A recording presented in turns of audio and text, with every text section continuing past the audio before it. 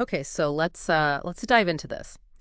Imagine, if you will, a time back in ancient India. You've got the Ganga, the Yamuna, these huge rivers flowing together, and then there's this third one, a legendary river.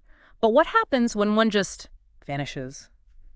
Disappears, leaving just, well, stories, whispers in ancient texts. Yeah, and what's really striking is how often this river, the Saraswati, it's just been written off, right? Like, oh, it's just folklore, maybe some kind of poetic idea. But the Yeah. sources we're looking at today, they actually present some pretty compelling stuff that pushes back hard against that notion and Right. challenges that whole just a myth idea. Yeah. Exactly. And that's the mystery we're really getting into today, this whole puzzle of the vanished Saraswati River. We'll be looking right at those ancient texts you mentioned, but also, crucially, linking them up with some really fascinating modern science. Yeah. Stuff that's kind of bringing this legend back to life. So, okay, for a long time, Saraswati, myth, maybe poetry. But here's where it gets genuinely interesting. Your sources talk about NASA, about satellite images revealing this huge, dry riverbed hidden under the Thar Desert in Rajasthan. Right, what the old text said it would be. Precisely. I mean, the Rig Veda, one of the oldest texts, mentions the Saraswati more than 50 times. It's not just a passing note. No, not at all. They call it the greatest river, the mother of rivers. It's described as this immense waterway Yeah. stretching, from the mountains to the sea. Clearly vital. So how does a river like that just disappear? What's the science say? Well, the leading theory, based on the geological evidence, points towards major geological events. We're talking significant tectonic activity.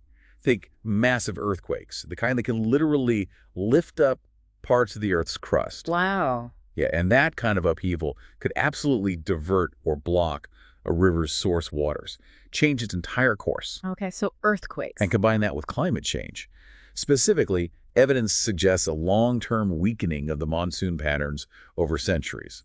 Less rain, less meltwater. The river gradually shrinks. Exactly. It's likely a combination. The quakes maybe dealt the big blows, changing the plumbing, so to speak, and then climate change sort of finished it off, starving it and water over time. And this fits with finding that huge, dry riverbed under the sand. It aligns perfectly. That physical evidence on the ground, or rather under the ground, it really supports this narrative of a major river system that eventually dried up due to these large-scale environmental changes. It's just amazing how science can reconstruct that. But your sources emphasize this wasn't just about the physical loss of water, right? It meant more. Absolutely, that's a crucial point. The question becomes, if it wasn't just a river carrying water, what else was it carrying? What did it represent? And the answer is? The sources strongly suggest it represented, well, an entire civilization's identity in many ways. It was the lifeline for numerous settlements along its banks.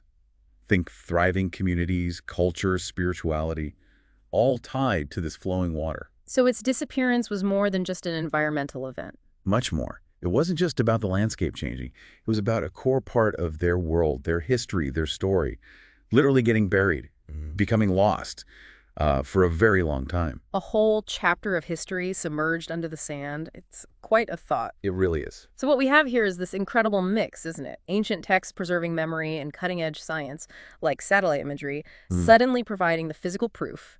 It forces us to rethink things. It really underscores how new discoveries can, unearth these incredibly old stories, challenge assumptions we've held for ages. Yeah, it breathes new life into narratives that might have seemed purely symbolic before. So, wrapping this up, this deep dive into the Saraswati, it really makes you think, doesn't it? It does. It makes you wonder what other lost rivers are out there. Not just actual rivers, but maybe lost streams of knowledge, forgotten histories, entire narratives that are just waiting. Waiting for us to connect the dots. Exactly. Waiting for us to blend these ancient clues with modern tools, maybe challenging what we think we know about our collective past. How much more is buried, just waiting to be rediscovered.